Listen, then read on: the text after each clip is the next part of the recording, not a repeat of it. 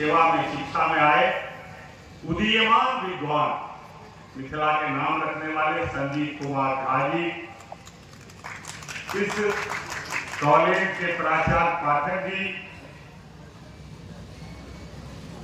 इस कार्यक्रम के संयोजक उदीयमान साहित्यकार मैथिली के, जिन्हें युवा साहित्य में साहित्य अकादमी में पुरस्कृत भी किया है, शिक्षक भाई दीप नारायण विद्यार्थी जी, और इस अनुमंडल के अनुमंडलाधिकारी विदुषी महिला गार्गी और भारतीय परंपरा के रूप में हमारे बीच उपस्थित मनीषा कुमारी जी, सामने बैठे एक से एक महत्वपूर्ण व्यक्ति, चेतना समिति के पूर्व अध्यक्ष विवेका बाबू, सचिव उमेश बाबू सहित सारे पदाधिकारीगण, भाइयों और बहनों,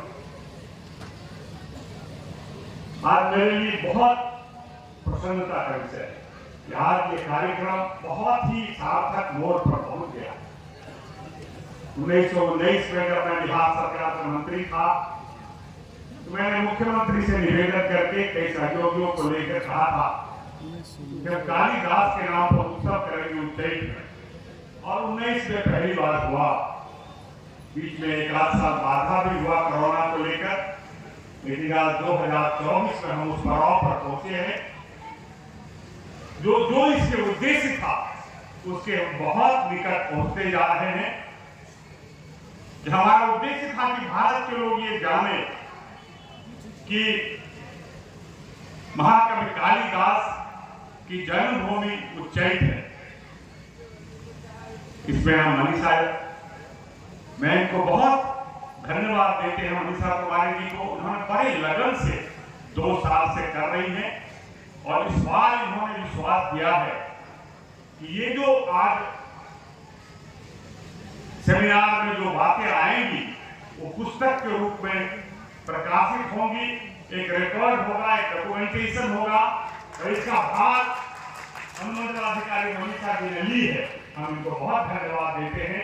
ये और एक नया मील का पत्थर साबित होगा भविष्य में इस विषय पर, और हम आपको धन्यवाद देते हैं। आपके प्रयास से हुआ होगा। कालिदास जी का जन्म स्थान, कालिदास से अनेक किताबें लिखी, महाकवि हुए। दुनिया में जितने भी कवि हुए विद्वान बताएंगे, उसमें उनकी लेखनी का मुकाबला नहीं है। और ये आज की बात नहीं है, काल का भी निर्धारण में कई बाधाएं हैं, लेकिन मुझे लगता है कि ये 4वीं सदी की घटना है, जब कालिदास यहाँ अवतरित हुए थे, जन्म लिए थे, और जो साहित्य की रचना उन्होंने की है विभिन्न विधा में, वो अपने आप में असाधारण है।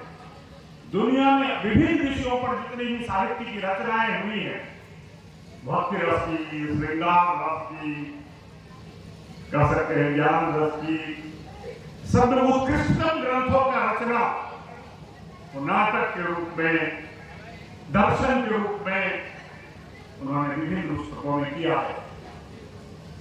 लेकिन एक चीज उन्होंने नहीं किया, शायद उस समय के विद्वान करते भी नहीं थे, अपने जन्म स्थान, उसका काल, उसका स्थान, और उस समय कौन राजा थे इसके कोई चर्चा नहीं किया उन्होंने।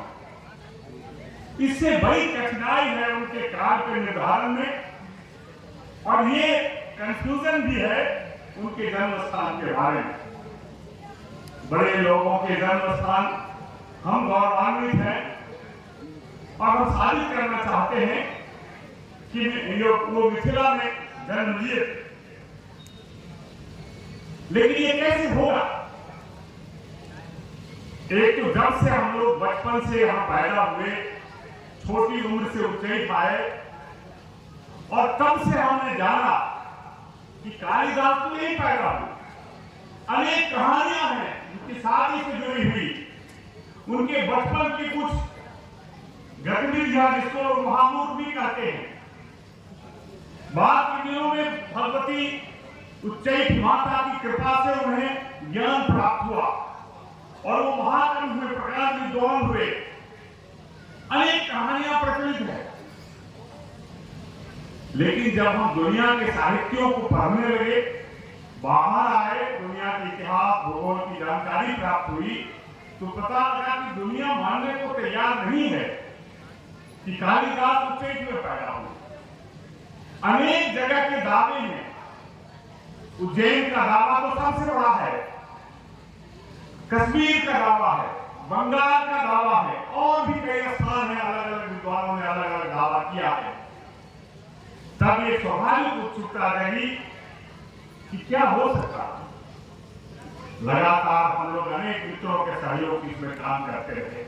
निश्चित रूप से आज ये महत्वपूर्ण पड़ाव पर हम पहुंचे, लेकिन उनकी रचनाओं के विश्लेषण, उसके आंतरिक साफ संकेतों से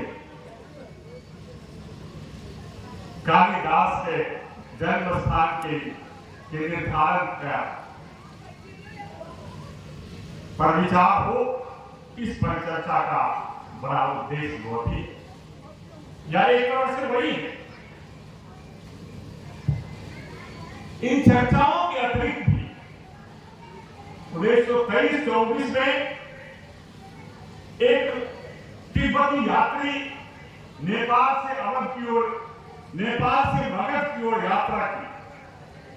उन्होंने आते जाते मिथिला में विश्राम किया और तिब्बत और बीच में, और तब उन्होंने जो अपनी यात्रा वृत्तांत लिखी है 13 से 34 में, ये विद्यापति का काल है, उन्होंने इसकी विशद चर्चा की है कि कालिदास